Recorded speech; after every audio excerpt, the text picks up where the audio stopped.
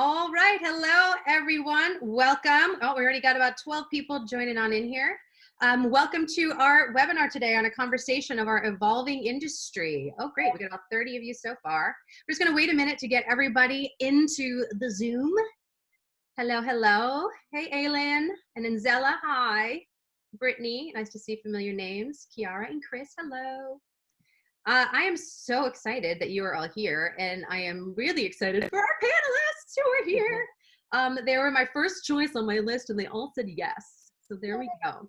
All right, we have 100 of you, over 100 of you on here already. This is amazing. Hey, Mickey. Oh yeah, let us know where you guys are. Let me know where you are right now.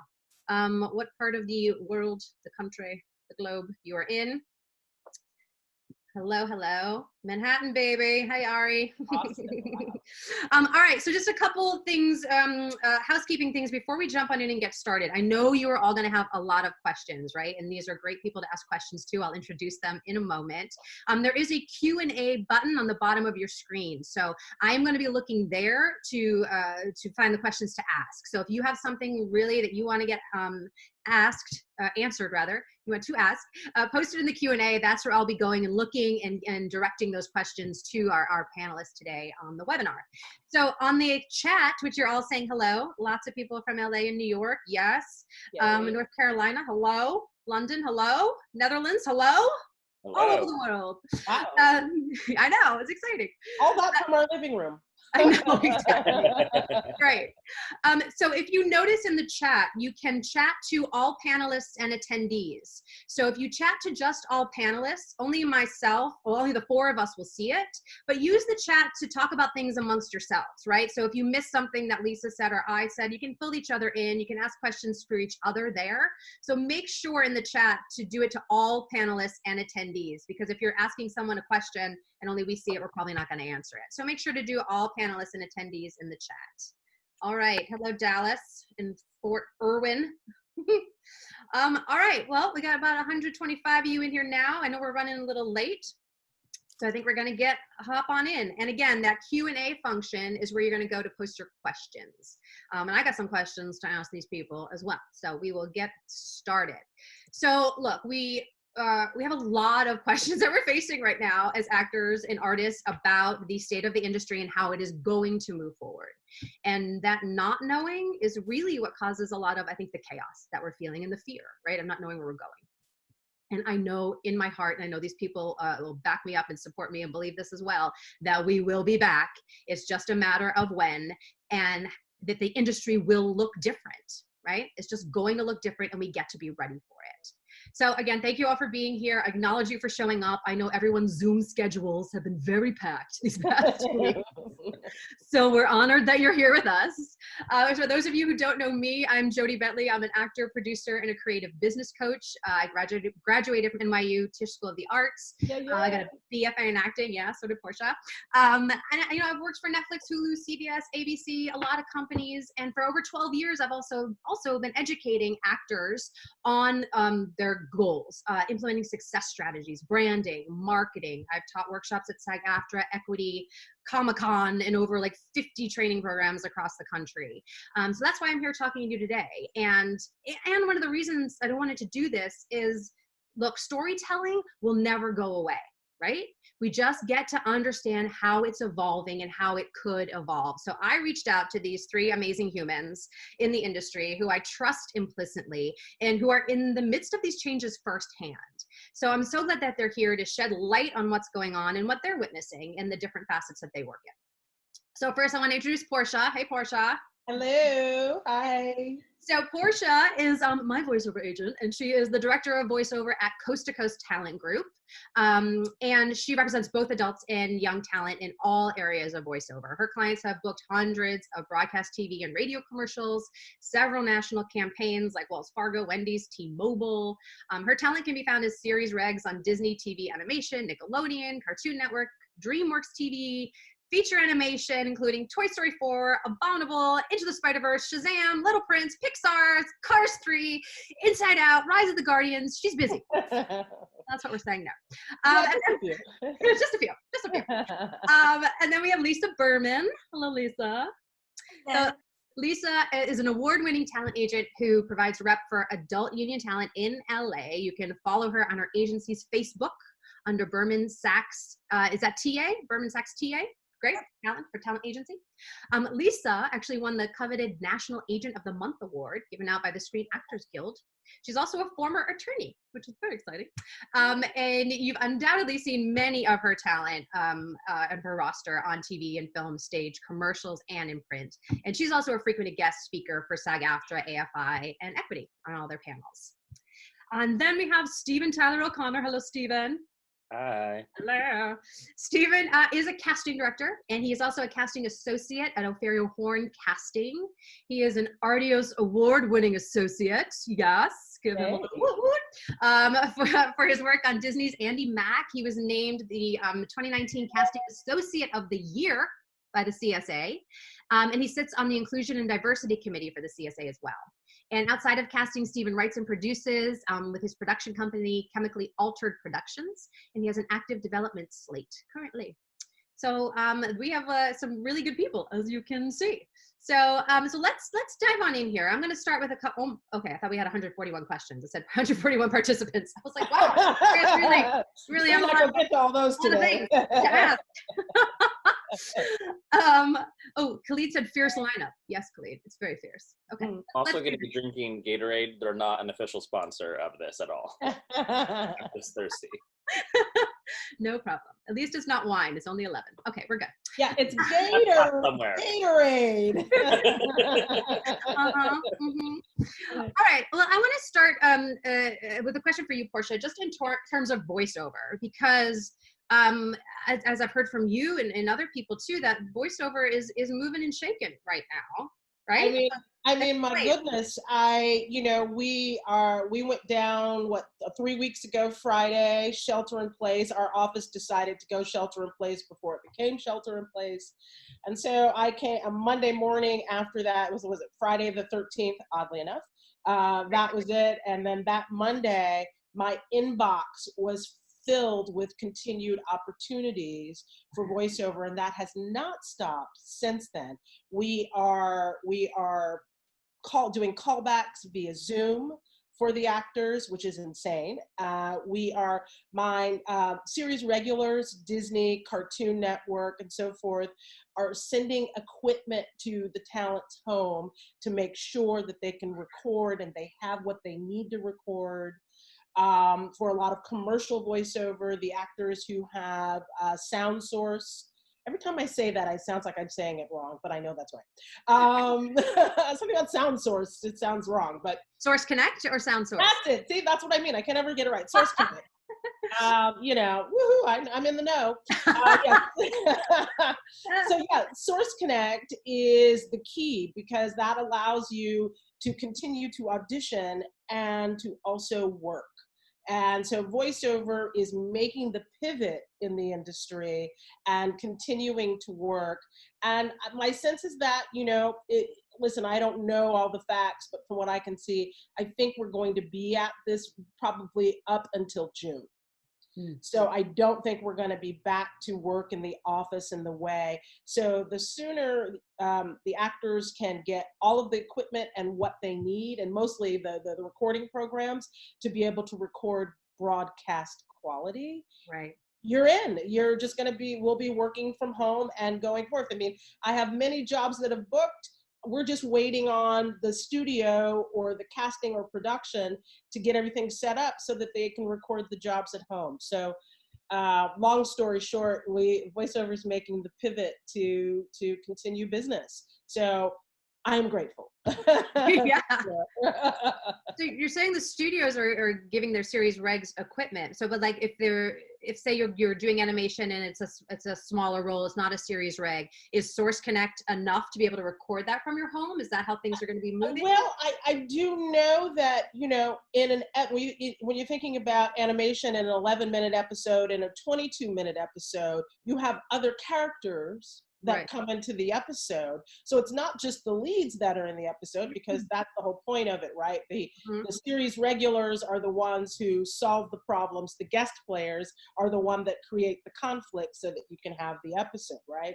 So my sense is that if it's a given episode, they're recording the full episode. So whether it's a lead character or, you know, a guest character, it's moving forward, because I think that the studio needs to deliver their content.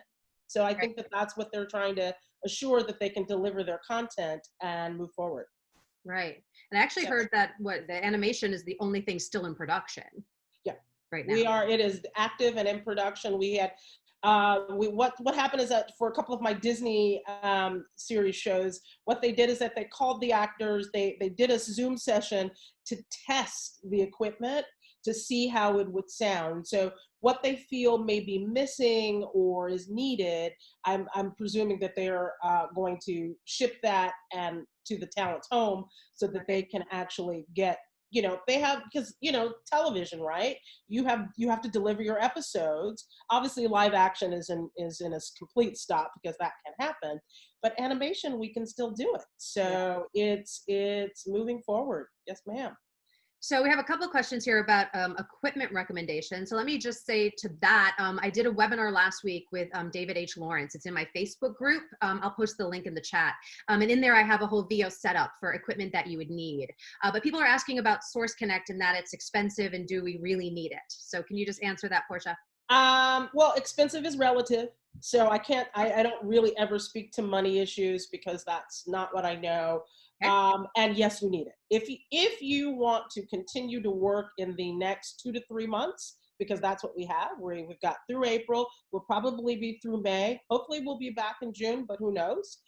Depends on how well, you know, the country as a whole can shelter in place. Right. So there's that. So yes, and if you want to work, you need the program. Got Absolutely. it. Yeah, and just for those of you out there, I mean, I've been setting this up for myself, right? So we're all in this together. I think it's $6.95 to own it perpetually, and then you could also pay a monthly fee of $35 a month. So there's different options, right? So you get to do what's affordable for you. But if VO is one of your bread and butter things that you're looking to keep going, it's an investment. Write it off. You'll write it off. Correct.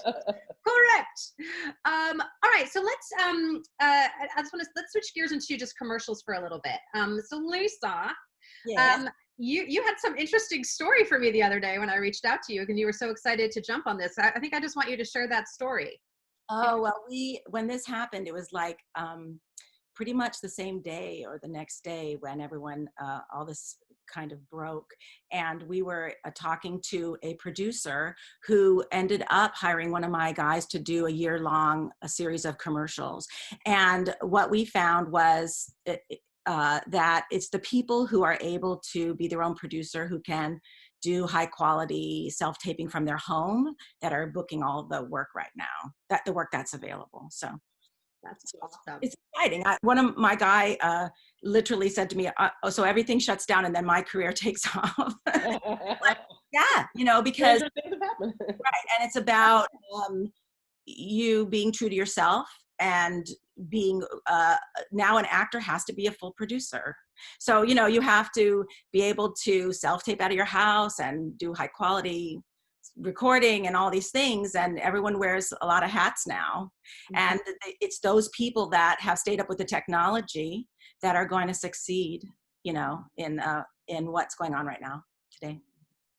Yeah, and I just want to say, a client of mine just said he did the same thing for an Aflac commercial. He said they had me self-tape with my own camera at home, and when I slated, I had to mention that I was willing to have equipment mailed to me.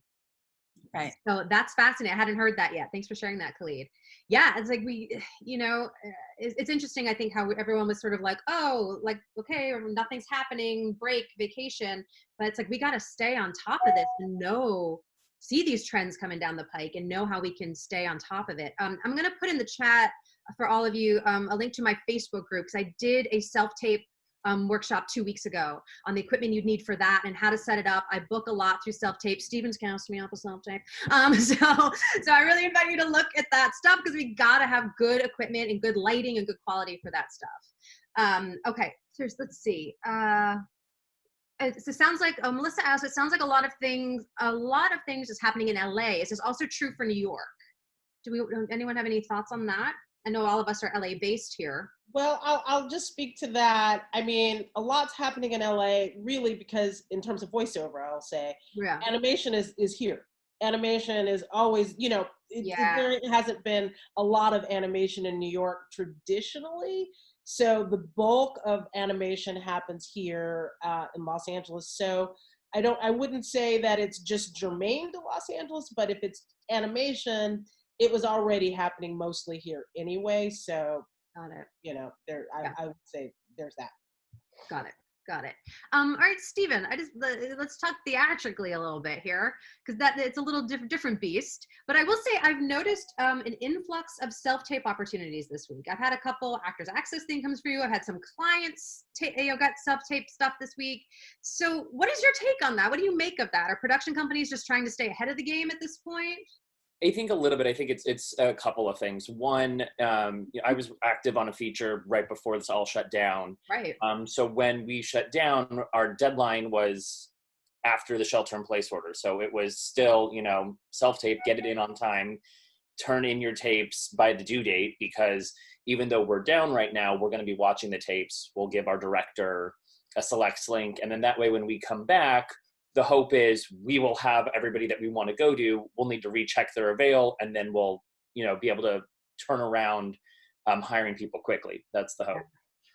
I have a couple of other projects that want to start the casting process with the full understanding that we don't know the dates yet, and we might lose people, but we want to have people taped. We want to be ready to go. I think a lot of people, whether it's indie or studio and network, are trying to stay on some sort of schedule that at a certain point, I think their belief is at a certain point, we can get behind, but if we start going on this date, they might still be able to deliver on their timeline.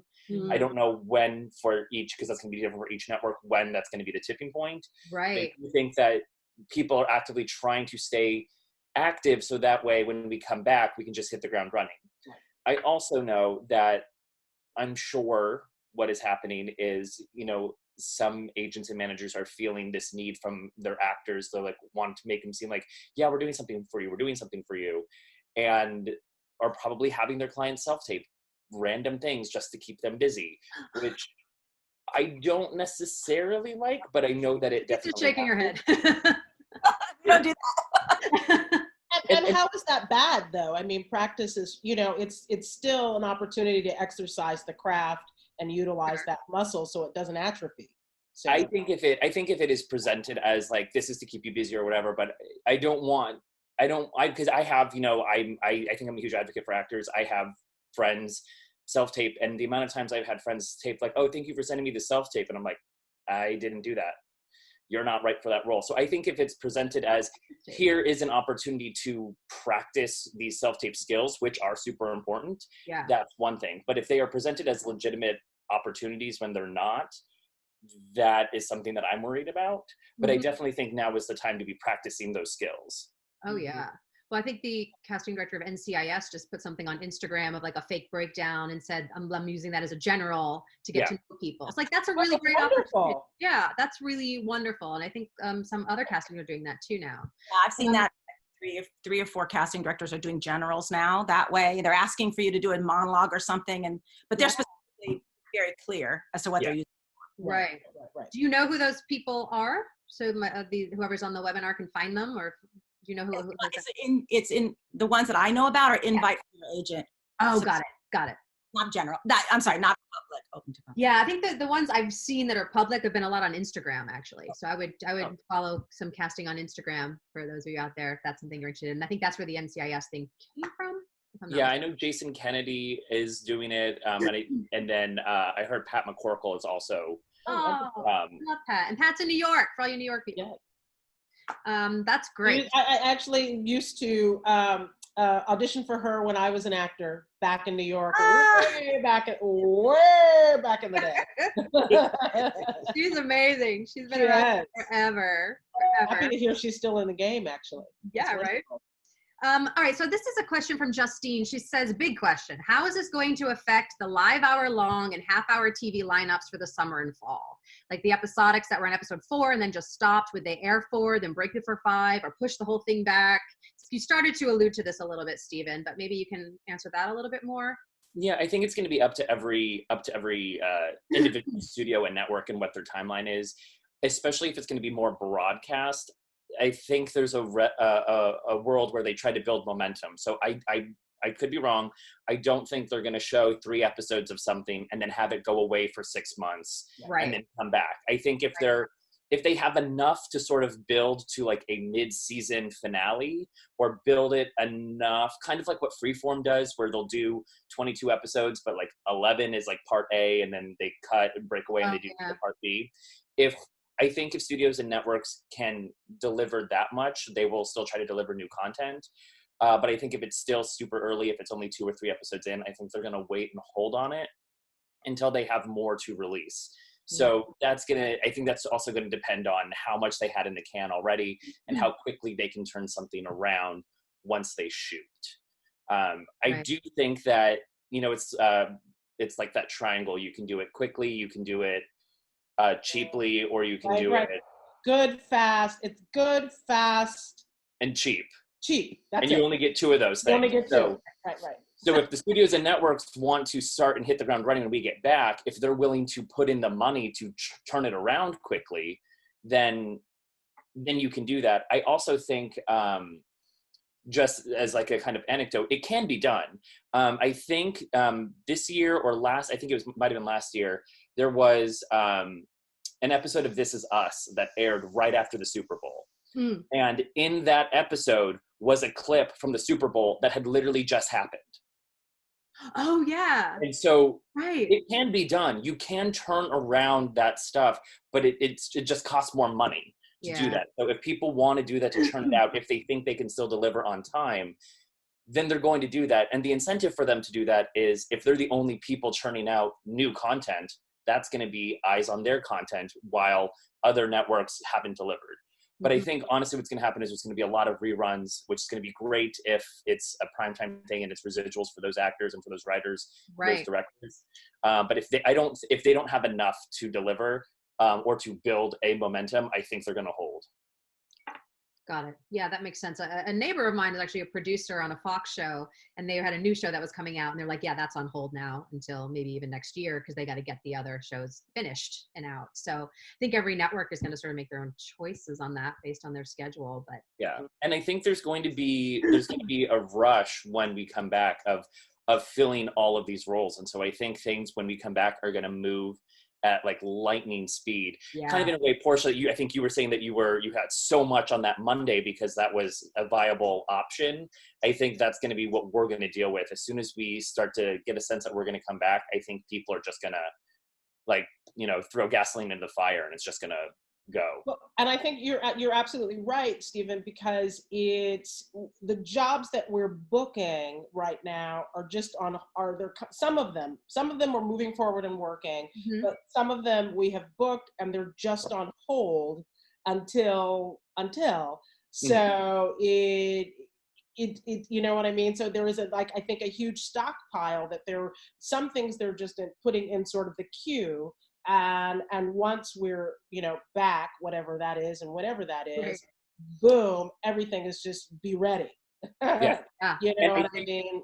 And I think be ready to also potentially lose jobs in the realms of, like on this feature that I'm working on, we have people that are selects, and that's great and that's cool, but they're also actors. They've been working on other things. Right. There could be a world where we want to go to this actress for our female lead, but she might also get an offer for a TV show or a TV series that will conflict. She can't do both. And so I think that's going to happen. I think people are going to want to move quickly, and people are going to take jobs, and it's going to make them unavailable for other things that they potentially had in their queue. And that's going to be kind of the nature of the beast. And I think being prepared for that is going to happen. But who knows, if you weren't in the mix before and all of a sudden you become in the mix, hey, that's great. Yeah. Similar voiceover questions keep popping in. A big one is, if you aren't already connected to working in voiceover, would now be a good time to get in? It's interesting because I'm getting lots of emails with actors submitting their stuff. And I have to say, I personally, I run relatively small division, and I at this point I'm doing it all by myself. Usually I have support to Right. be able to meet people and do that. So right now for me and for Coast, I'm really just trying to handle the clients that I have and make sure that I can get them coverage and get opportunities for them in this time as best I can. If we're at this a little bit longer and we sort of get this rhythm in here, and I can meet actors potentially in this way, it's possible. But right now, I'm really just focused on getting my current clients the opportunity. Perhaps at a bigger agency, there might be more opportunity in that way. But for Right. someone like myself, that I don't have a team, I don't have a animation agent, I don't have a commercial agent, I don't have a team. It's just me. So fortunately, I'm really busy. So it's hard to try to make room at this point for new talent. Yeah. Yeah. And to that end, I wonder at bigger agencies, like you're saying, a lot of questions are people are like, is now the time to look for agents? Is now the time to submit my stuff, right? Because usually May, June is a really great time to do that, right? Because you guys are in some downtime. I mean, now is technically downtime, but we're all shifting, so it's really not downtime as we're, trying to keep up with everything. But I wonder, it's interesting to me to wonder if, say, an actor has great self-tape setup, they're ready to go, or great VO home studio setup, and they have Source Connect and they've been doing it, but they're looking to switch agencies. Like, I'm wondering if people would look at would you probably look at someone who had all the equipment and ready and that was their pitch to you, perhaps? I mean, certainly it wouldn't be anyone that we would develop and that didn't have any of the knowledge of this. But if someone were at another agency and they were set up and they were ready to go and they're in the game, but perhaps maybe their agent, who knows, maybe opportunities are coming. Maybe some agencies are more set up commercially. Commercial voiceover is strong, but I don't know. I'm so heavy in animation. I'm sort of focused in that area. So there's so much opportunity coming from all of the studios: Pixar, Right. Warner Brothers, Sony, DreamWorks, Cartoon Network, Disney. They're all, video games are insanely crazy right now. So there's a lot going on in that. I don't know about the commercial world as well. So Got it. yeah. Got it. But it just sounds like if we want to be in the game, we got to now follow these not rules, but this new protocol of having this equipment and being ready to go. And Yes. so Lisa, I guess same question to you, because again, everyone's asking about, is it time to look for will agents be looking at people? Would you be looking at new people during this time? If so, what would be your, like, I need you to have A, B, C, and D set up for me? Like, what would you say to that? Well, we have always utilized self-taping as a way to screen our people that we're interested in. Mm-hmm.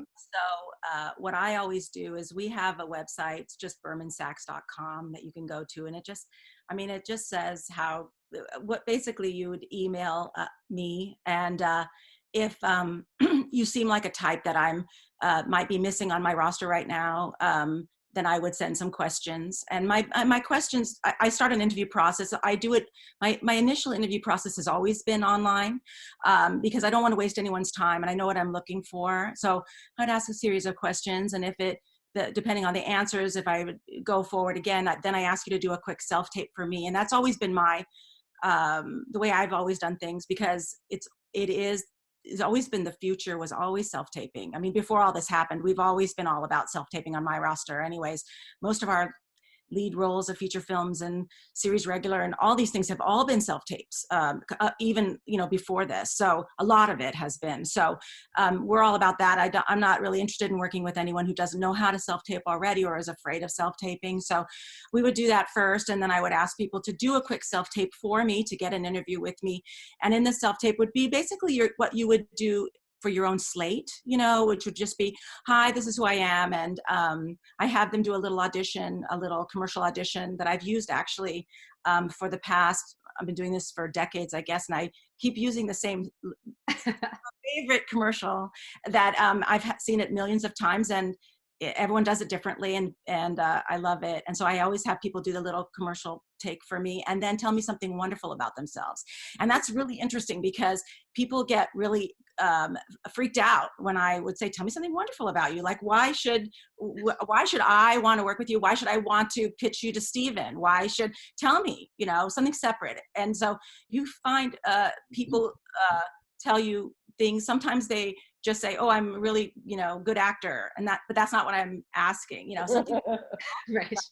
And it's really interesting to get to know people. And we found that we've actually been able to, and it also, if that works out and I like how they self-tape or their personality, or think they're a really kind, generous, good person that I would enjoy working with, then I would invite them in person to come down to the office, because you have to meet someone in person to know how they're going to interact with casting, because it's my responsibility. Like, if Steven asked one of my people to interview for him or to come in, I want to make sure that who he's meeting is a professional and has been vetted by me and can work in the United States and all those good things, and a kind person, a good person. That's how I try to work with, because I'm a boutique agency, so I can pick who I work with, and I like to work with really kind, good, talented people.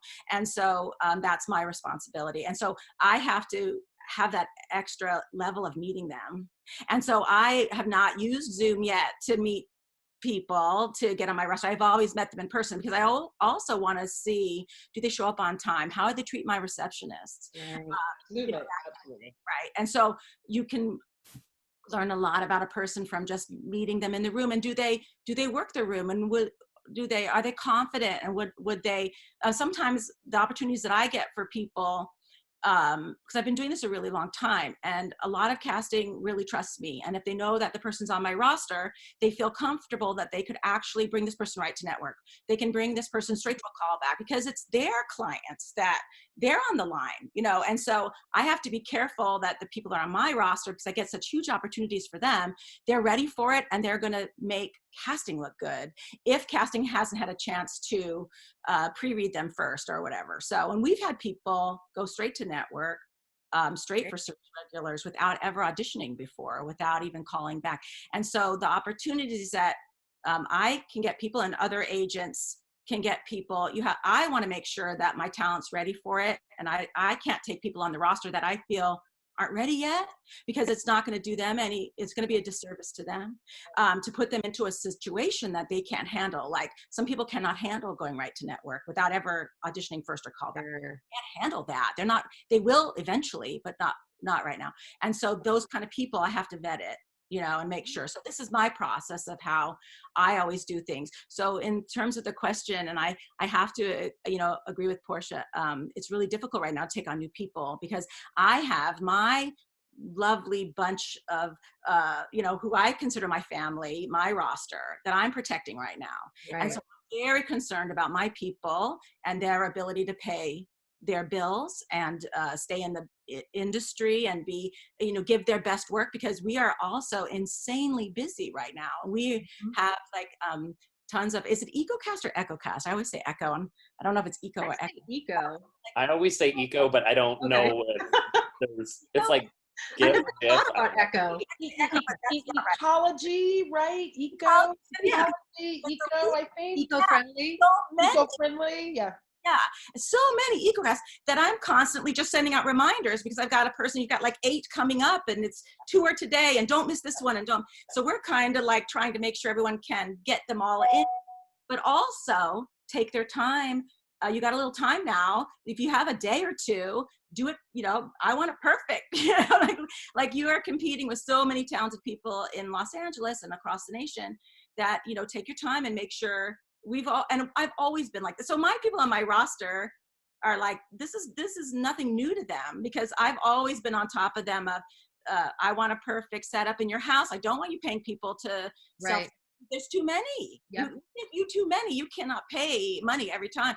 So I want your house set up, and like, I want the titles this way and crop this way, and give me a this and stuff, because I want what Steven sees to be perfect, and so that we can really compete and get to be the last 10 that are really in consideration, and it's not the setup, the technical kicking you out, you know, or we want it to be, everything else is perfect. Now let's focus on your acting. Right. And yeah, so all of that. So I've always, so to me, it's like, it's almost business as usual for me, because we always did it this way. Right. Yeah. And I think that what I've noticed is some casting directors aren't used to EcoCast. They're not used to self-taping. So they're trying. So it's interesting, like everyone's saying the actors trying to hurry up and catch up with self-taping. But in LA, I think we've always self-taped. So I think LA, woo, LA. I think we're on at an advantage because we always self-tape. So now all the LA people are like, yeah, bring it.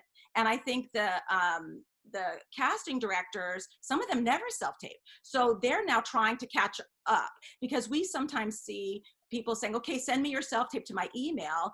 And I'm like, why don't you just use EcoCast? It'd be much easier for you, easier for my people, rather than my people. We're trying to give you downloadable, properly downloadable self-tapes, and maybe you don't like Google, and maybe you don't like Vimeo, maybe you don't like YouTube. You know, if you do the EcoCast, it's easier. Or LA Casting uses Cast It Talent, and Casting Frontier uses CF Cast. And so I think we're finding that casting directors are on a learning curve to figure out how is the best way to gather all these self-tapes and then how to process them. I also have seen the commercials, and so some of the stuff we were talking about today, there has been some commercial offices, casting offices, that are now trying to quickly get on board with the self-taping. And they did say, I remember one said, it's okay if you don't have your system all set up. It was a voiceover national, and they said, if you get it, we are going to send the microphone system. They're going to bring it, deliver it to your house. There's tons of auditions I've seen. I mean, I shouldn't say tons. I mean, comparatively, of course not, but there are several auditions that are saying, self-tape it for us, send it up to us. And if you get it, you're actually going to film it in your own house. Yep. So don't worry. There's a lot of, the casting is trying to let everyone know, don't worry, we're not going to make you come somewhere, and we're not going to send a bunch of strangers into your house. Right? Oh my gosh. Right. So These days. I was even thinking too, and I just wondered people's thoughts on this. When they said, we're going to ship some equipment to you, I was like, I don't know if I want my people touching that equipment, so I'm like, I don't know, how are we going to clean that before they touch? Well, I would imagine presumably that the equipment they're sending is probably new equipment. Do you know what I mean? I don't think they're like going to the storage somewhere and shipping. I think it's probably coming from. Spray it before you touch, but don't wash your hands, But we have seen that, and I also, one last thing I just want to say is we have also seen they're doing some projects now, and I saw a lot of non-union right up front, and now some union, where they're actually going to just film. I think it's going to be a lot of stories now, like, oh, I'm chatting with you on the computer, and so it's going to be this of like me talking to you guys now, like our panel here, like this would be like a new little film or a version of television show for now, if for the live action stuff, because you can't all get together. And I think the people that are couples or roomies, see, you guys have a really good situation because you got people who do the scenes with you. And I always say to my people, now's a great, you could be, I think Jodie and I were talking about this previously, is like, now's the time you could be so busy, because now you could do your own little YouTube show, and you can do all these things now and get your clips ready and your own little demos, your slates, all that stuff now, practice your self-taping on your own. But now's the time to get it all perfected, because as Stephen said, it's going to be a mad rush when we're allowed to go on stage again. There'll be so many auditions and just bookings and everything that you don't have time. You got to rush them. So. Mm-hmm. Mm-hmm. Yeah, thank you for answering that. I'm just doing one thing, Stephen. Just thank you for answering the rep question. I'm still getting a lot of people asking if agents are going to be looking for reps. So I just want to say, like, yeah, we know that May and June is really a great time after pilot season. And I think everyone is sort of adapting to the new normal. So what I've been telling my clients is, let's get your brand, let's get your materials, let's get everything solid, get your pitch email ready, get your list ready, and wait to press send. Like, let's not press send now. Let's give people a time for this new normal to become kind of normal. And then I think it would be time to reach out, right? But on the flip side of that, again, on Instagram, lots of things happening on Instagram. Like I know Lovestone Talent Agency was like, send us tapes, we're bored, we want to see new people. So I think every agency is going to be different. And I think it's just going to be digging a little deeper and asking your actor community, and I'll be posting stuff in my Facebook group as well, that everyone's going to be different, but I think it's just going to be coming at it from different ways, through self-tapes, through generals, right? That maybe that pitch email system might not be working right now for everybody because we're all still trying to figure it out. So I hear you guys that you really want the team to support you. I get it. So I think let's just be cognizant of how we're all getting to evolve right now, and knowing that the time will be right when everything really starts to go. So I would just say, get everything ready. Now is the time to, like I said, know who you are, what you sell, know how to package that, know what you want, know who your targeted people are, who do you need to meet in this industry to get where you want to go. And then we can figure out when's the best time to launch the campaign for it. I just wanted to throw that in there. I just want to piggyback on one thing that Lisa said about self-tapes. I have only, in the 11, 12 years that I've been in casting, I have only asked an actor to pay for a self-tape once. And it was because our network and studio was waffling on whether or not we should fly her out from New York and to test her. And she was a very dark-skinned African-American girl, and her lighting just wasn't what we needed. But it got her, I mean, we Skyped with her, we worked with her, we like offered to send her lights, and her tape was always good, but it was just a little too dark. And so we were like, fuck, we hate doing this, but we go to a studio that has like a massive lighting structure. And then our studio was like, no, we're not going to fly her out, because they liked somebody in LA and they didn't want to spend the money. And we really fought to try to get her to test, because we thought she was such an interesting version. And it didn't pan out, which we were really bummed about. That's the only time I have ever asked an actor to spend money on a self-tape. Otherwise, I tell people, like, you can do it on your cell phone. If you're desperate, you can do it on your cell phone against the solid wall in your room. Like, you don't need to be spending that kind of money. I know some people do, because they either have a deal or they really like the person and they think they get better tapes when they're reading with that person. That's your decision. But at least from casting's perspective, we don't need you to be spending money to audition. I love that. So Stephen, question for you again about self-tapes. So because it's moving entirely to self-tapes, this person asked, are you seeing more people for each role? Or are you screening as diligently as when you call people in the room? So this person says, am I now one of just many, many more? I mean, I can only speak for like my office, but like one of the pilots that we did, normally casting gets like 10 weeks to cast a pilot. And on this one pilot, we were only given 3 weeks. It shot in South Africa, and we had to see the same amount of people that we see in 10 weeks, but in 3. So obviously that means we were in session all day, plus we had thousands of self-tapes to watch. I don't know about other offices. I have noticed that with our office, we are seeing more people. The volume is higher because self-tapes are something that we can do while we're eating lunch. It's something we can do at home, and we can't necessarily have actors, in our apartments at 11 p.m., but we could be watching tapes. So I think self-tapes are giving actors a more of an opportunity, and it's putting more of the onus on us in casting to do more work in a shorter amount of time. For example, the feature that I was on, we had about 10 day player roles, and we had about 500 self-tapes. Wow. So it's definitely probably a little bit more. If we were seeing people in person, we would probably still be seeing about 500 people. Just some of those people probably would have been in person, and the rest would have been self-tapes. So I think it all depends on the office and what we're doing. But I think more offices are tending to be over-inclusive of allowing people to tape than more exclusive. At least for our office. I can only speak for our office, but that's my take on it. Got it. And just a continuation of that, Deborah asked, does it matter which agent you get the self-tape from? No, I guess a lot, I think, for casting. Perspective, the amount of times I've had, like, so for example, like an agent, let's say, will call and pitch a client, and we'll say, sure. And then I look them up on breakdowns, and let's say the manager submitted them. Well, if the manager submitted them and the agent didn't, the manager's getting the appointment. They were submitted. Right. So I don't give a shit who gives the appointment to the client. The client just needs to get the appointment. That's my perspective. It's generally also why when I go to send an offer to a client or to an actor, I email the agent and the manager at the same time. I don't want to get into whatever personal politics are going on there about who got the offer and whatever. I send it to the whole team and you guys can figure it out on your end, because ultimately I don't care. I just want to hire this actor. So for me, I don't care who gives the appointment and who gets it to me. I don't care. As long as you get the appointment. Right. So James asks, is there an example of what is an acceptable self-tape we can view? Should we edit a couple of camera angles, stick traditional 3/4 or 2 T shots? So James, like I said, I did a self-tape training in my Facebook group a couple of weeks ago, and then I actually posted 3 examples of self-tapes of where I got callbacks or booked. So you can actually look at mine if you'd like and see that, and other people were posting theirs as well. It might be fun to even start a thread in there about who's booked from self-tape, since we can all see what they look like. So that's a great question. So I would just get in the Facebook group, and I'll make a note to start a thread with that. But you can check out what I've already posted in there about the self-tapes. Great. So let's see here.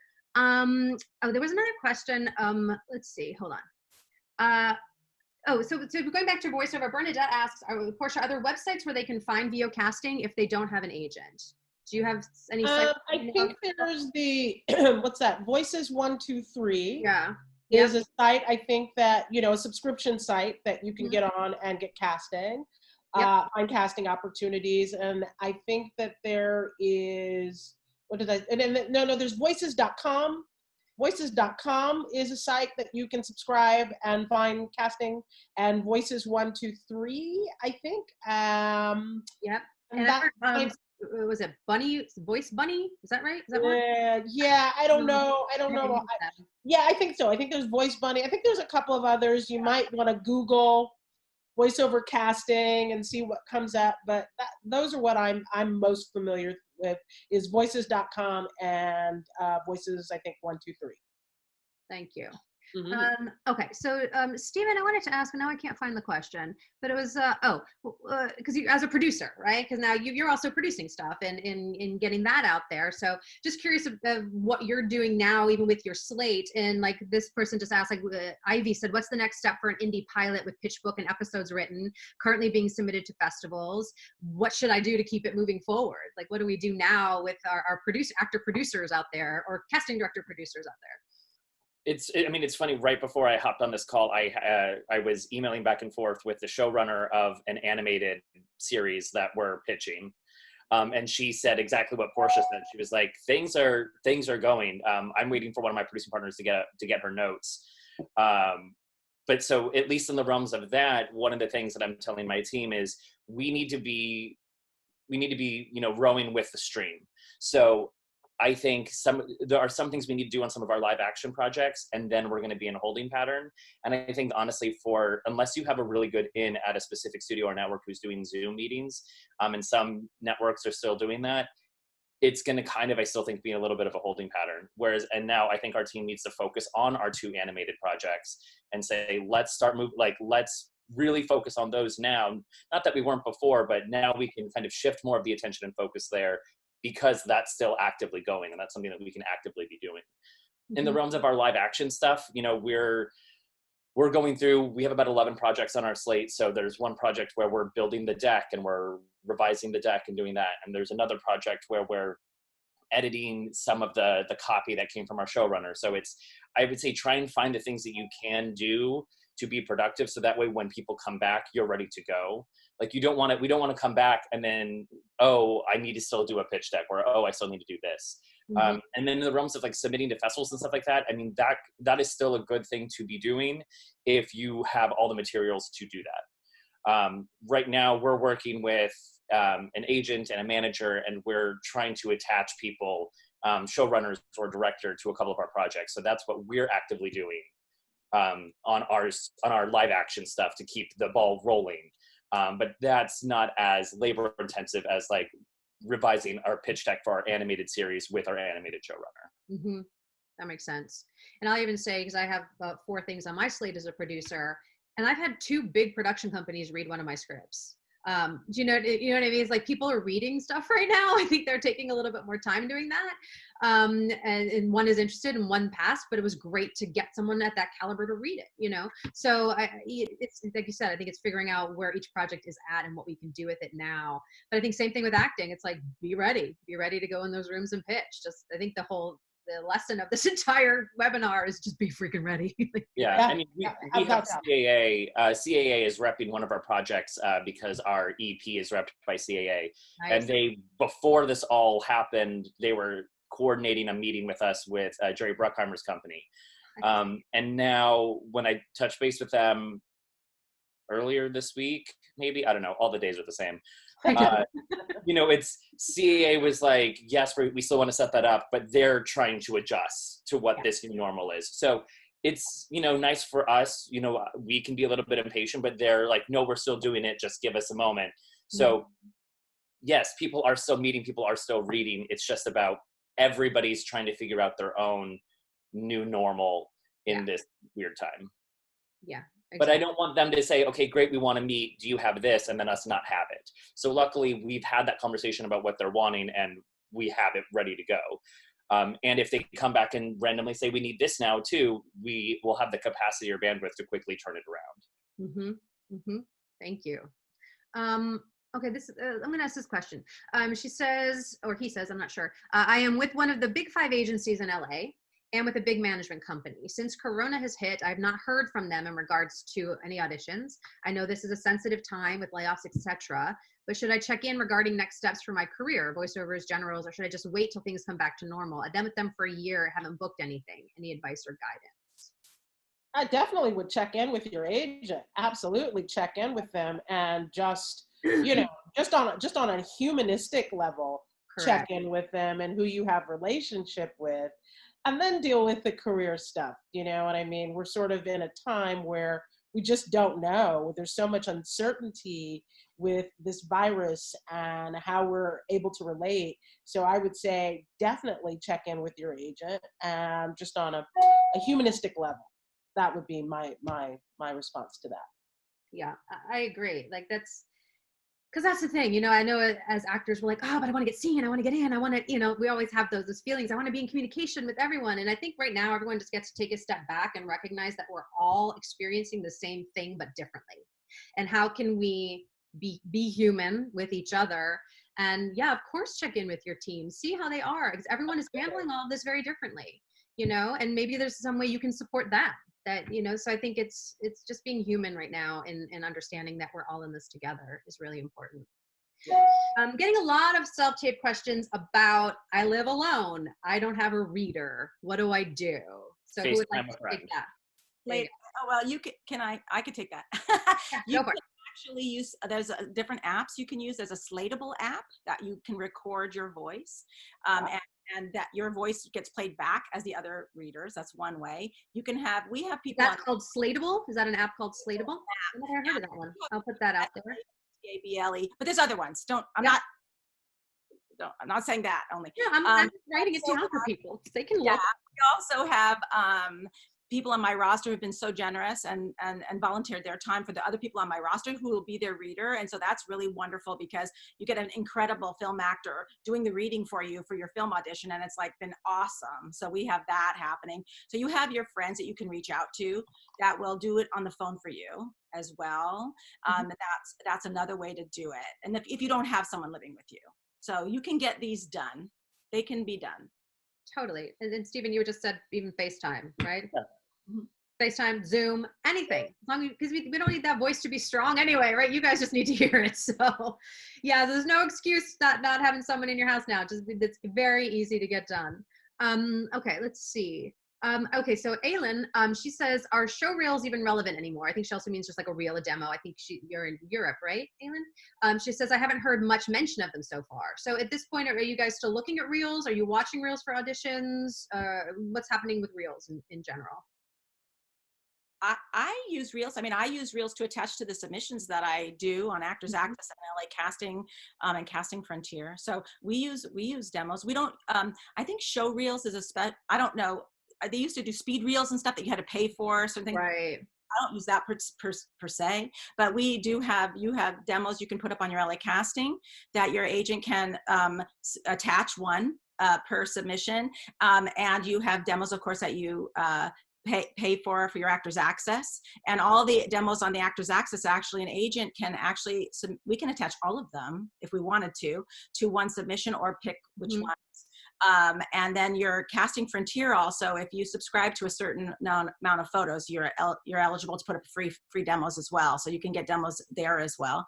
But yeah, no, we use demos. And in fact, I believe the way your Actors Access even works is if you have a demo available up there as well, you get pulled into a sort before other people. Maybe Stephen can speak to that more. And then also they were saying too, if you do a slate shot that you attach to the photos, Right. that photo, if it has a slate shot and you have a demo right attached, you're actually sorted first into a first sort. I don't know. Let's ask. We have a casting director, Stephen. Yes, go ahead, Stephen. I definitely think if you get sorted first, if you pay for that specific thing, but that's also depending on every casting director's preferences. So I have our office's preferences that we see everybody in alphabetical order, mainly because when let's say we put out a breakdown and it's a lead and it's a nationwide breakdown. Well, some people are repped in the Southeast and in LA and in New York. So the reason that I do it alphabetically is so that way people are all clumped together. So then if I see that Jodie was submitted 5 times, I can be like, okay, I'll choose the LA agent or the LA manager. Because we sort it alphabetically, there is no pre-sort of the slate shot. Honestly, on our end, I've never used the slate shot. I've never watched those. Weird to me. It's but in the realms of actual reels, we do, and it depends on the role that we're going for too. If it's a day player, or in the TV terms, if it's a co-star, I'm probably going to try and pull from agents and managers that I've worked with before, actors that I've auditioned before, and I'm going to pull from them first. So I don't really watch reels for a co-star because if it's a couple lines, I'm going to take a bet based on people's physicality and their reps and if I've hired them before, et cetera, et cetera. Right. We do watch reels when it comes to guest stars and series regulars, or even on this feature that we were doing when people were pitching us for our leads, we were watching reels to see if they had if they had the right vibe of kind of what we were going for those roles. So we do for the larger roles, but not for the smaller roles. That makes sense. So another question on self-tapes is, do you do 1 take, 2 takes? Usually I think when I get them, it's usually specified, let's show a couple ways, or they're just give us 1 take. But how do you guys feel about that? Or Stephen, why don't you take that first? I think if it is I'm generally okay with multiple takes. I give very specific self-tape instructions when we send self-tapes. If you are going to send separate takes, or even if it's 2 scenes, I want them to be separate video files. Mainly because if, let's say, you send 2 takes of scene 1, and I like take 2, but I don't like take 1, if they're separated on EcoCast, I'm able to hide the ones that I don't want to show. But if it's all in one edited long video, I can't take that out, or I have to download it and try and splice it up myself, which if I need to do it, I will. But sometimes if I'm too busy, then that's not going to happen. And to tell my producers, okay, don't watch the first take, but watch the second one, they're probably going to watch the first one. So I would say always follow the instructions. I think it is fine to send multiple takes. Just make sure that you are doing something different in the takes. Yeah. That's funny.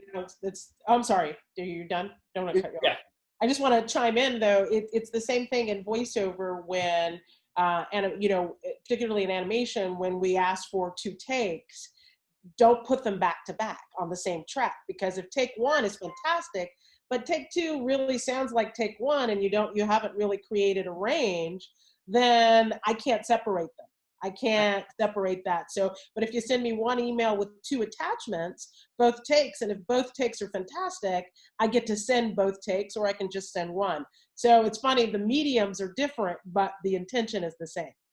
Interesting. Yeah, we're trying to set you up for success. And I think also a little bit read the room in the realms of this Ted Bundy film that I'm working on. One of the scenes is the confession monologue, and that's a 10-minute monologue. Wow. I really don't want 2 takes of that. But like if it's a traditional scene and it's a couple pages, then yeah, like I'm down with watching separate takes just as long as you're showing me something different. Right.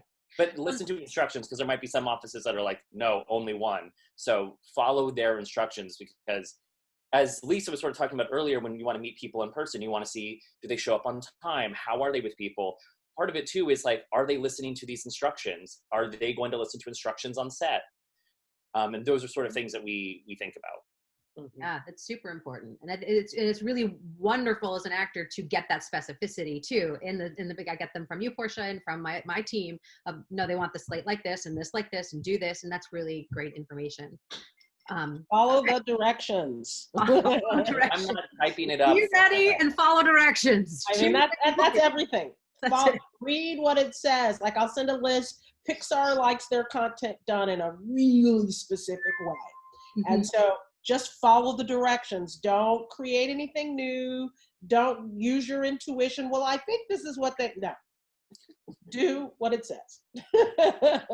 I'm gonna ask a question here, just sort of like, I don't know, overarching, I guess, where we're going. And Portia, you kind of mentioned this in the beginning, and I'm just, I guess, curious what Lisa and Stephen feel about this, just in terms of how do we see this going for the next 3 months? I know, Portia, you're like June. So when you said June earlier, do you mean like June, like we're going to be back into studios recording in June, hopefully? Or what do we feel sort of the time frame is with all of this social distancing at home? So a lot of questions now are, how is social distancing going to affect sets? Are they going to have like smaller crews? Like, how are we going to do this on the other end? Like, how long do you think that we're in this period for? And look, I know all of this is guesstimating at this point, but just curious what you guys are sensing or feeling about the direction. I feel like that, in sort of how I see it, I kind of feel like we're going to probably have a virtual Memorial Day weekend. I don't think we're going to be out at the beaches doing what we do on Memorial weekend. So I think that, I don't know, if I had to guess, I kind of think that we'll be in this position through the Memorial weekend, and then hopefully we'll be able to, it just really depends on the virus and how controlled it is. I know here in California, we have a great governor. And so, our shelter in place we've been there, we're willing to do the duration. So I feel confident that California is doing what it can, is doing all the steps possible to get us back to working. So if I had to guess, I would think maybe June. But once again, the virus is going to dictate how that moves, how that happens for us collectively. And I think once we are back, it's going to be crazy busy. Yeah. I don't anticipate the world of voiceover to change too much in terms of how we do it and when we do it. In terms of, recording going to a studio record is already limited. We're not like a huge set, you probably have the voice director, the engineer, the few people and the creatives in the room. If they're youth talent, you have a parent. I often would go to my client sessions and sit in. I probably will guess that that's not going to be allowed anymore. I'm going to guess that they're going to limit those sessions to just the people who need to be there. Guest visitors, I think, will probably not be something we'll come back to for a while, if I had to guess, in terms of the world of voiceover. So I think it's going to be really limited people, no guest visitors, and that's sort of how I foresee us moving forward in the world of voiceover and recording. Great, thank you. Stephen or Lisa, do you want to take that? She's like, no. I'm so sorry. You have to excuse me. My Instacart is getting delivered right now. I'm so sorry. And actually works. That's happening. So give me 2 seconds. Yes, okay? get it. Thank you. I'm so sorry. As Portia is saying, like, we're sort of taking cues by, from the governor and from the mayor. Stand by 1 second. I'll be right there. Oh, shit. So we're sort of taking those cues. The feature that I was working on with Ted Bundy was supposed to start shooting April 20th, and then that got pushed back to May 25th. But now that we're probably going to, from what I'm hearing, and it's all rumor and not from the federal government, but I do feel like we are going to be in some sort of shelter in place through like Memorial Day. So I think that this summer is when we're going to come back, and kind of what Portia was saying, I think it's really going to be limited. I know just one of my producing partners is the line producer for Drunk History. And so I'm hearing from him, his conversations that he's having with Viacom about what Drunk History is doing. And it's going to come down to probably, I think, smaller crews, kind of like when you have a sex scene on a TV show, where they do like a really limited set. I think we're going to be operating from that. We're going to have smaller crews. Only people who need to be on set are going to be on set. And I think that's how we're going to slowly ease our way back in. Right. But I do think that we're probably going to be, down through at least Memorial Day weekend. Yeah, I agree. I mean, I trust episodic season. We'll be back in July. I hope that will be a good time. We will see. Okay, I think Portia's back. I unmuted her. I'm trying to get back. I know. I keep seeing you flashing. I know. I keep unclicking start. I keep clicking start video, and it's not happening. Nope. No. Oh. It's being not. Oh, there you are. There you are. Hello. Okay, great. Yeah, and that led to a couple of other people having questions, about social distancing affecting sets, difficult thing to practice when you're an actor, especially with intimate scenes. So, yeah, I know, Stephen, you kind of already just touched upon that. And then we don't know, right? I guess we're going to see how all that unfolds. I do have a friend that we're coordinating a webinar for all of you. She is an intimacy director in New York, and really talking about sort of, I'll probably do it in May, as we come out of this, sort of, what we get to know about our rights as we're doing scenes, and what the intimacy director or coordinator can do and how they can support projects, especially coming out in this time. So keep a lookout for a webinar on that. So I think it'll be really informative for where we're going to end up, as we ease back into everything. All right, let's see. What other questions we got here? I was too busy talking and didn't read. Let's see. Lucky you got an Instacart. Jacqueline said, lucky you got an Instacart, Portia. Yes, very lucky. They're going on strike, so I didn't know it was even going to happen. So. All right, well, Portia, let's talk about, people are having questions about voiceover reels. So they're saying, I'm new to voiceover. I don't have a reel. Do we need it? How, if I just get equipment set up, is that enough right now? Can you just speak to reels for a second? Well, you definitely, listen, your reel is, you do need a reel. Yes, you must have a voiceover reel, because how else are you going to try to get representation? There's no other way to do it but to have the content for the agents to listen to, and to discern whether or not they have interest in you. So a reel is definitely first and foremost, without doubt. Great. Yeah. This is a question. Luca is a foreign actor with an O1 visa. In your experience, are production companies creating problems with hiring actors with O1 visas? Anyone want to take that? Or well, I know sometimes there's a requirement on production of only a certain amount of people that can be hired when you have an O1 visa on a project. That's one consideration. Great. I think it depends on the studio and the network. For example, when I've worked on Disney Channel stuff before, they're like, we don't care. We're not hiring anybody. If it's not a series regular, they don't want to deal with the paperwork and potentially hiring somebody who's not whatever. When I worked on the OA season 2, Netflix was just like, yeah, send us their paperwork. They would send it to their in-house immigration lawyer. They would vet it and they would approve it, and it was fine, as long as the paperwork all checked out. I do know that having O1 visas sponsored, I think it's called an umbrella visa. If it's sponsored by your agency or your management company, you have the freedom to do any kind of project. Some of the things that we ran into is when a specific project will get them a visa, then that visa means they can only work for that project. So if you're figuring out, I think project-specific visas come when the studio or network is paying for that visa. So we had an actress from London who was in a wheelchair who came and did the second season of the OA. She had a project-specific visa because Netflix paid for her visa. So they were only paying for her visa to do our thing. Netflix isn't going to get someone an overall visa for 3 years so they could work our thing for a week and then wherever else. So I think it's going to depend a little bit on the studio and the network and the risk that they're willing to take. And then I think it's going to depend on what kind of visa you have. Great, thank you. So Lisa, question on if someone's like new to theatrical, new to TV film, but they want to get reps, or they're new to commercials and they want to get reps right now, like they felt like they were ready and now everything's stalled. What advice do you have for them? I know it's a big question. Oh, no. You can go to sagaftra.org. And if you look, there are SAG-AFTRA franchise talent agencies listed, and there are the ATA agencies listed, and the NATR agencies, the ones that are, I think that's the New York ones. And those are all agencies that are recommended by SAG-AFTRA, and they follow certain rules to help protect talent. So that's where I would suggest that you go to look for.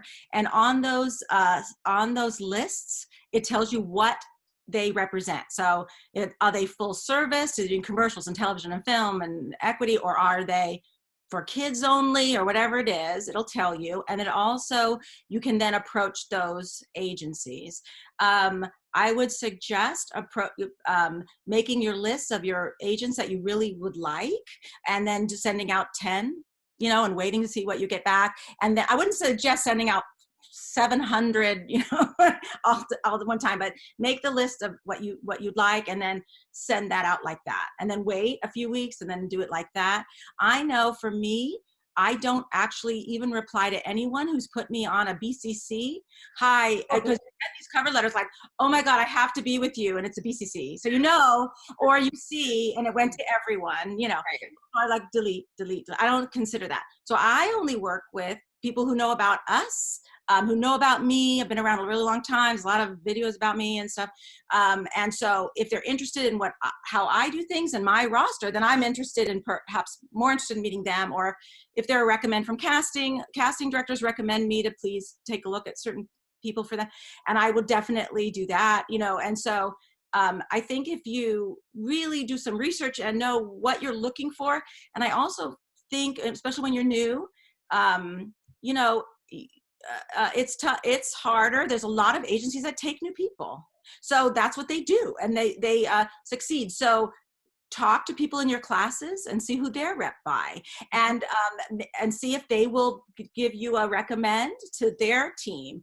And that's a really great way to get into an agency when you're first starting as well. And another thing is you can, book your own work, and you get a nice credits going, and then a lot of times people approach me and say, hey, I've been doing it myself, and I got this and this, and now I need to take the next step, and I need someone to help pitch me, and I need a team member. And then so there's ways to get. I think something funny. If you're sending email, something funny in the email gets my attention. I like personalities, and I think the thing to remember is everyone's a person. It's like all of us here, you're seeing us all talk. I mean, we're not scary. We're all people, and terrifying. You're terrifying. But you're just talking to a person, Yeah. And so I love it when when people talk to me in the self tapes they do for me, in the little tapes, and I say, tell me something about yourself, and they're telling me about their kids and stuff. I mean, I'm a mom, or just tell me about, their dogs. I own a dog, so it's like, just be personable, be yourself, and understand, and I think be true to what you're looking for in the relationship with an agent too. If you are lucky enough to get to pick, if you have several agents that want to work with you and you're getting different offers invitations to work with different agencies, then decide on the one that you feel works the way you need them to work. Because that's something I'll always ask someone too. What is it you're looking for with your agent, and why did it not? Did you ever had one before and it didn't work out? Why? Why do you feel? Because some people are like, I really need a best friend, and I really need someone that I can talk to all the time. But I'm not making fun. I mean, that's just that's what they want. And it's more about they really want a manager, kind of like that best friend relationship. And other people are like, I am just like, send me those auditions. I just audition, and that's what I want. And so it's like, you are not going to be happy on a roster if you need that constant, talking of that kind of relationship with a person, and they're not that kind of an agency, you're going to find that disconnect. Like you said, there's somebody right now who's sad because they've got these great agents, but they're not communicating with them because they're so busy, and and so you have to find out where you're at in your career and what you're looking for in your agent. And there's so many agencies, and they're so fabulous, and there's so many to choose from, that find one that works for what you need, and be honest with that. And then and someone you get along with. And also remember, whoever you're putting up as your representation speaks for you. So like I've had people in my past, I've done this a really long time, where I work with a team. I know Stephen was talking about the call could go to anyone. Yeah, anyone. Send it to the manager, send it to me. We don't care, because we call it team whatever you are. That's how we deal with everything.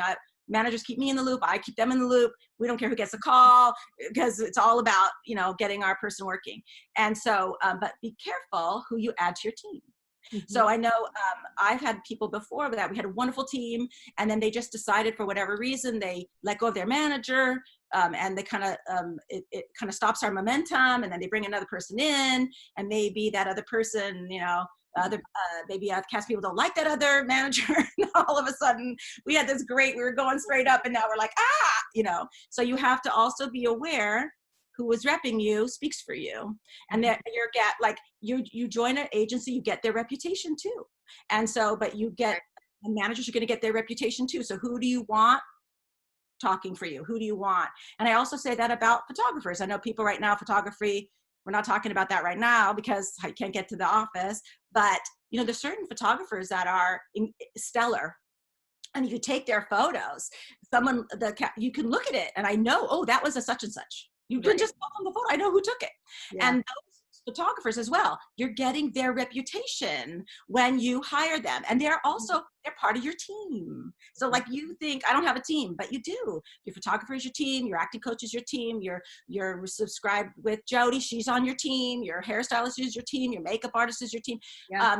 Casting directors that have hired you before, they're now your team. So that's your team. You have a huge team. And so just be aware of that. Everyone wants you to win, and everybody's on your team, and keep everyone in the loop of your successes. Like I'm always telling my people, like you've worked for Stephen before, put him on your mailing list. Hey, Stephen, I'm going to be on this, let him know, because everybody takes pride in how they help you throughout your career. And if they help you when you're starting and now you're a big star, it's like, we all go, yay, we helped that person get to the next level, the next step. And so, if that. I agree. And great advice. To piggyback on that too, I will say, when you're choosing an agent and a manager, it's like dating. And just because your friend is dating this agent and this agency, it doesn't necessarily mean that they're going to be the best fit for you. There's this one agent who I think just became a manager, but like I loathe him. I loathe very few people. I loathe him in every fiber of my being. And a friend of mine signed with him.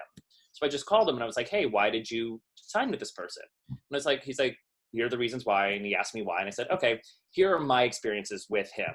This is what I did. One of his clients was a friend of mine who I got him in for a feature that we were casting, got him an offer for the lead.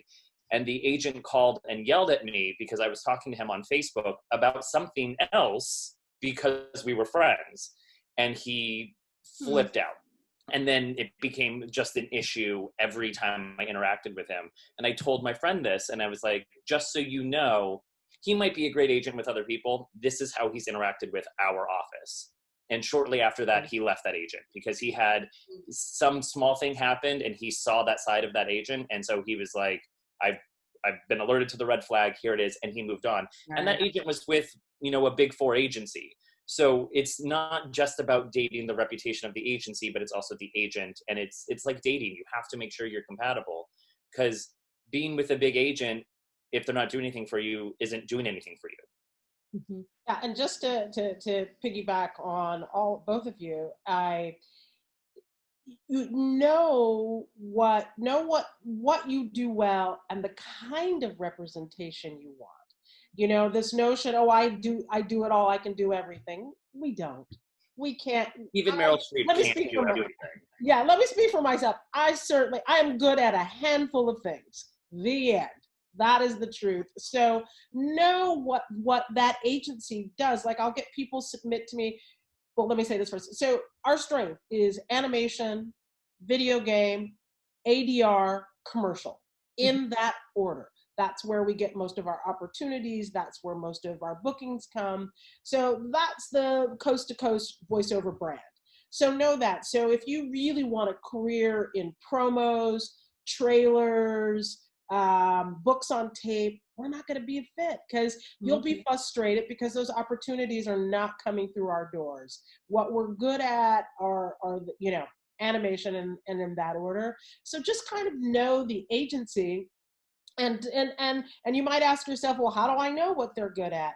Get on their Instagram, get on their, Facebook might be more challenging, but get on Instagram, look and see what the agents are posting, what kind of jobs that they're booking. Right. That will give you an idea. Get into the community, talk to people. Hey, what agency are you with? What kind of stuff do you book?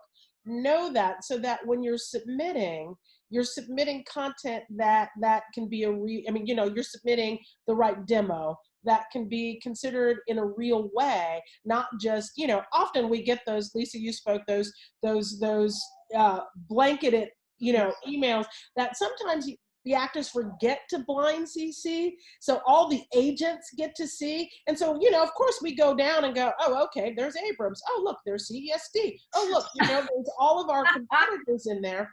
So you haven't really thought about your career and where you want to be represented. So, do your due diligence, find out where's the fit for you. Because, Is there a voiceover IMDb platform? What's that? Is there like a like IMDb, which at least covers, like, I know there are voiceovers on there, but is there something that's like specific to voiceovers that's kind of like IMDb? No, but IMDb is inclusive of voiceover, because even if you ADR on a TV show and you get that credit, which we want because that's residual based, so your name is going to go onto the film or the TV show as a credit. So the TV and feature film credits for voiceover are also included on IMDb. If you pull up Toy Story 4, you're going to see the entire cast on it. So, yeah. Right. So people could, in theory, look up agents on IMDb and maybe look up their clients and see. Absolutely. Absolutely. Cross-reference that. Absolutely. Go to the talent name, see where they're repped, and then get an idea of, okay, these actors are working on these projects through this agency. So that must mean, boom. Yeah, exactly. That's a great little tool there. I love it that you all just said that, because that's literally what I've been teaching actors for like 12 years. So thank you so much for validating me. But it's about the research. Yes, it's a numbers game. Like when I moved to LA in 2015, I reached out to about 60 managers and got 5 meetings and 3 offers. That's a numbers game. But I knew that those 60 were right for me because I did the research and I knew who they were. So it's so important to do the research and not just, I'm going to email every agent in town and see what happens. Like, it's not going to work, Yeah, throwing the spaghetti against the wall to see what sticks, I think was for a different century. Yeah, exactly. I remember when I first got to LA, within like my first year of being in LA, I went to like an industry like scene night, and it was me and about 5 of my other colleagues who worked in like the Disney Nickelodeon space. And we were there, and after the scene night was going, we we're hanging out, we were chatting, we talked to some of the actors, and one of the actors came up and was like, oh, I'd love to be in your office. And this person did like a really dramatic scene. And I was like, cool. I was like, are you aware of who's in the room? He's like, yeah, I've researched all of you. And I was like, all right, cool. So why would you do a dramatic scene in a room full of comedy casting directors? Right. Like, there's a little bit too of like knowing the casting office and what we do. Now, yes, like our office does a lot of things, but me specifically, especially at that time, I only had comedy on my IMDb in LA. So it's the same thing of not only researching the agents and managers, but also don't waste your time targeting. If you want to do sci-fi, my office doesn't do sci-fi. I can't help you. Right. If you really want to do a specific thing, like if you want to be on the CW or if you want to be on a superhero show, that's David Rappaport. I can't help you. Like, know that audience too. But like Jodie was saying, it's, doing your research. Yeah. Because like everyone has like a brand, as we're saying, like actors, you got to know your niche and what you sell. And we all know the stories that we tell, or our skill set that we have. And it's important to know that for the people that you want to play with in the industry, right? We got to know who the players are and what they do. All right, so we're almost at 12:30. This was crazy. This went by way too fast. So I would love, and I still have like 30 something questions. So if I did not get to your question, please forgive me. I'm trying to weed through them as well as I could.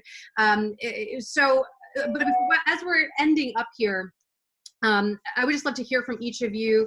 Just what can actors take away from this now? Like, what if you had to give? I know the one piece of advice, but if you had to give the one piece of advice now in our current state, in our new normal, to move forward, what would that be? I would say get your home recording studio set up and running. To give you a quick example, a lot of the major studios asked for a list from me. So I'm putting together an overall list of my entire client base of what studio equipment they have at home, how it can be accessed, and so forth. So have that. If you in this time you want to work as a voiceover actor, definitely purchase the equipment, purchase the recording software. That's the word I'm trying to say. Purchase that and be ready to go, be up on it, and be working out. There's a thing, if you're not auditioning, in fact, as soon as we're done, I have to download about 500 auditions. So if you are, seriously, you keep hearing that beep, those are all the auditions coming in. So yeah, if you're not auditioning, be working on your material, working on your craft. Stay in practice, because that you have to be ready to go and ready to work. So that's my biggest advice I could give at this time. Yeah. Awesome. Thank you. Sure. Thank you. Lisa or Steven? I'll just jump in and say, to quote a drag queen, the struggle is real, but the hustle is deep. I know that it's really rough right now, but like, as just somebody who always hustles, like that really resonated with me. Yeah. So keep that hustle alive. And I know that we're in crazy times right now, and I'm doing my best to stay as productive as I can, and I'm sure all of you guys are too. So just try and stay motivated. If it means you need to go for a walk in your neighborhood to clear your head, and so that way you're in a good mental space, then do that. And then my biggest thing is just be kind to yourselves. I know that I have not been as productive as I thought I was going to be when this started, and that's okay, because this is a really crazy time, and it's okay to be kind to yourself. So I think that's really important too. Thank you. Lisa? I agree with both of them. Do what they say. I think I agree. You have to, right now, everybody work on your self-tape situation. Get yourself a little place in your garage or your house where you can do your self-tapes. Get that ready and practice, so that when these opportunities are given to you from your agents, your team, your friends who are casting, whatever, you're ready to go.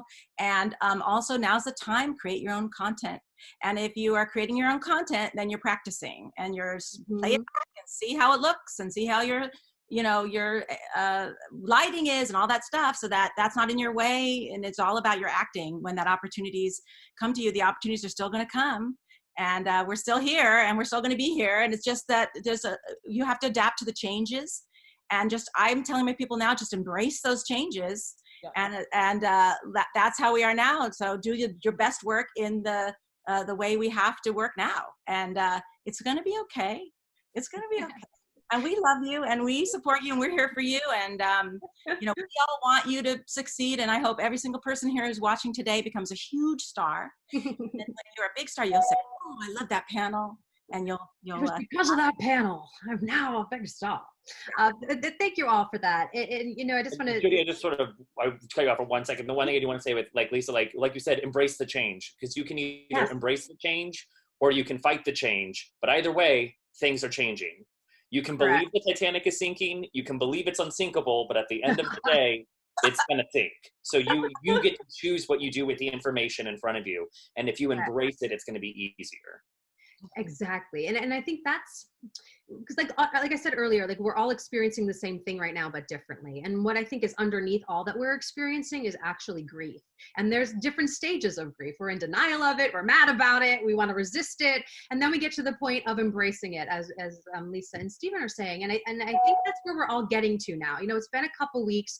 We've felt a lot of feelings. We're still feeling feelings, right? It's an emotional roller coaster. I broke down in the middle of the day yesterday because I'm trying to get Source Connect connected, and I was mad, and I had to go for a walk.